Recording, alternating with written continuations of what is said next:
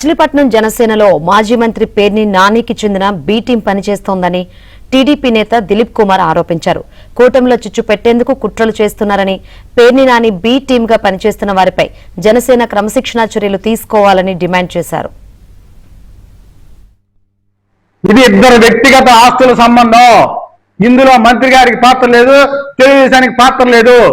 గౌరవ జనసేన పెద్దలు నేను కోరుకున్నది ఒకటే, ఎంపీ గారికి తప్పుదోవ పట్టించారు. దీని వెనక ఇంత కుట్రపూరితంగా వాళ్ళు వీళ్ళకి స్లాబ్ వేసుకుంటే పడగొద్దే నేను డబ్బులు ఇస్తానని చెప్పినోడు ఎవడో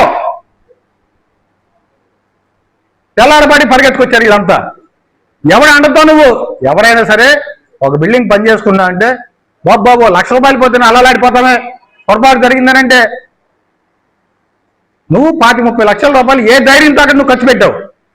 నీది నిజాయితీ అయిన ప్రాపర్టీ అయితే అర్ధరాత్రులు ఎందుకు పని చేసుకున్నావు? చుట్టూతో తెరతాపలు కట్టి ఎందుకు పని చేసుకున్నావు? మనుషులు కాపలా పెట్టుకుని ఎందుకు పని చేసుకున్నావు? అతనికి ఉన్న కెపాసిటీ ఏంటో చెప్పాలి జనసేన పెద్దలు. నువ్వు లోపల కుట్రపూరితమైన పెట్టుకుని తెలుగుదేశానికి జనసేనకి గ్యాప్ పెంచాలి.